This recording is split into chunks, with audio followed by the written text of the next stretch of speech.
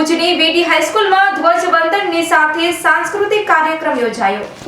આજે 76માં પ્રજાસત્તાક પર્વની સમગ્ર દેશમાં હર્ષોલ્લાસભેર ઉજવણી કરવામાં આવી રહી છે। તે અંતર્ગત કચ્છ જિલ્લાના પાટનગર ભુજ શહેરની જુદી જુદી શાળાઓમાં પણ આ ઉજવણી બાળકો દ્વારા કરવામાં આવી હતી।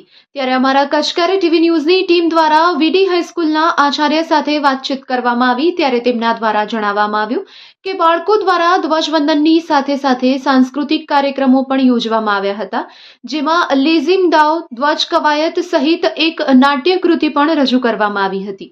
આ સાથે જ એ શાળાના આચાર્ય જણાવી રહ્યા છે કે 26મી જાન્યુઆરી જે દિવસે ભૂકંપ આવ્યો એ દિવસે શાળાના તમામ બાળકો કાર્યક્રમ કરવા માટે તૈયાર હતા, પરંતુ ભૂકંપ આવ્યો તેની જાણ થતાની સાથે જ તમામ બાળકોને ગ્રાઉન્ડમાં બોલાવી લેવામાં આવ્યા હતા અને એક પણ બાળકોને ઈજા થઈ ન હતી। ત્યારે આ વિશે વધુ માહિતી આપી રહ્યા છે શાળાના આચાર્ય।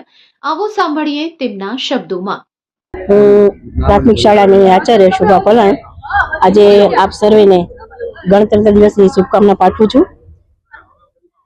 2001માં જ્યારે ભૂકંપ આવ્યો ત્યારે પણ અમારા બાળકો અહીં કાર્યક્રમ માટે તૈયાર જ હતા, પરંતુ 8:40 જ્યારે ભૂકંપ આવ્યો ત્યારે બધા જ વિદ્યાર્થીઓને તરત જ ગ્રાઉન્ડમાં બોલાવી લીધા અને એક પણ વિદ્યાર્થીને કોઈને પણ ઈજા ન થઈ એ રીતે એમના વાલીને સોંપ્યા હતા। આજે પણ અમે 76માં ગણતંત્ર દિવસની શાનદાર ઉજવણી અમારા બાળકો દ્વારા કરવામાં આવી। આજે અમારા ભૂતપૂર્વ વિદ્યાર્થીઓ એવા ડૉક્ટર શ્રી દેવ સોની, ડૉક્ટર શ્રી હિરલ રાધેવ, બીઓબીના મેનેજર શાહરૂખ ખારવા તેમજ અમારા ટ્રસ્ટી મંડળ ઉપસ્થિત હતા। એ સાથે અમારા શાળાના ભૂતપૂર્વ શિક્ષિકા એવા ભાવનાબેન ગોરને પણ અમે અતિથિ વિશેષ તરીકે આમંત્રિત કર્યા હતા અને સર્વે બાળકોને પ્રોત્સાહિત કરવા એ લોકો બધા હાજર પણ રહ્યા, એ અમારા માટે ખૂબ ગૌરવની વાત છે।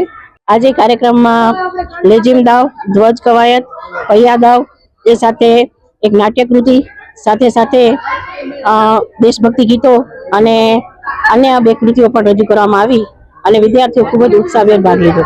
વાલીઓ પણ આ કાર્યક્રમમાં અમારા આમંત્રણને માન આપીને ઉપસ્થિત રહ્યા હતા। સાથે હાઈસ્કૂલ અને પ્રાથમિક વિભાગના શિક્ષકો પણ કાર્યક્રમને સફળ બનાવવા માટે જહેમત ઉઠાવેલ।